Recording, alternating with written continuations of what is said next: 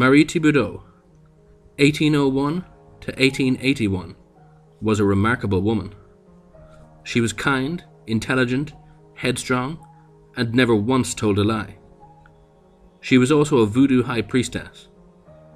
She lived her entire life in New Orleans, establishing a reputation from an early age as a potent healer and clairvoyant.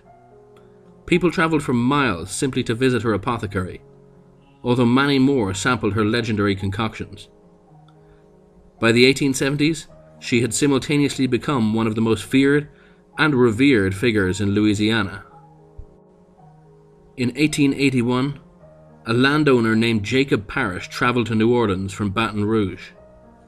Parrish was vastly wealthy and devoutly religious, but possessed a morbid fascination for the occult.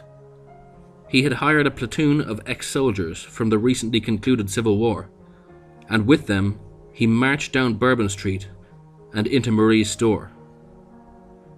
Despite the protests of her assistants, Marie granted Parrish an audience.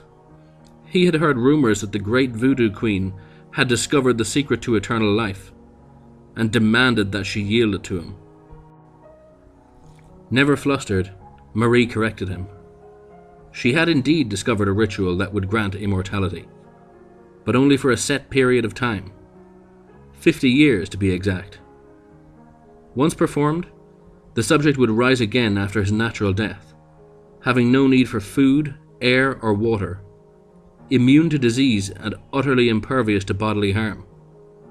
After 50 years had elapsed, however, the subject would die once more, never to rise again. Frustrated by this revelation, Parrish nevertheless knew her reputation for being an honest woman, and would not pass up the opportunity to live beyond his natural lifespan.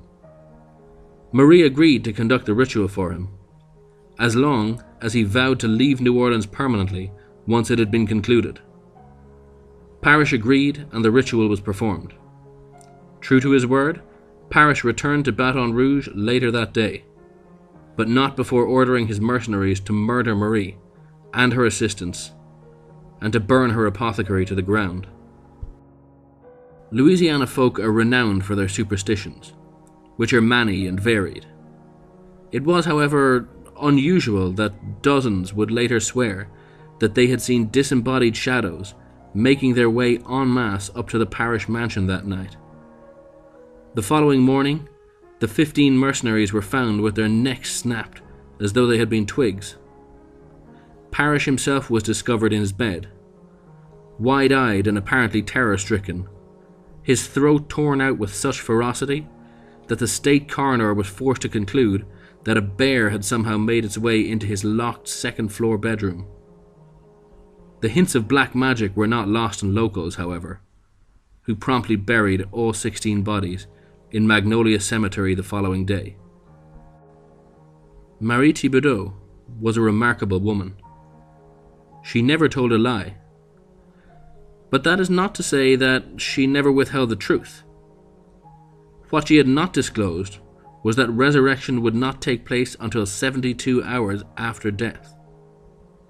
When Parrish's grave was exhumed for relocation in 1953, puzzled excavators noted that singularly deep gouge marks were found inside the coffin lid.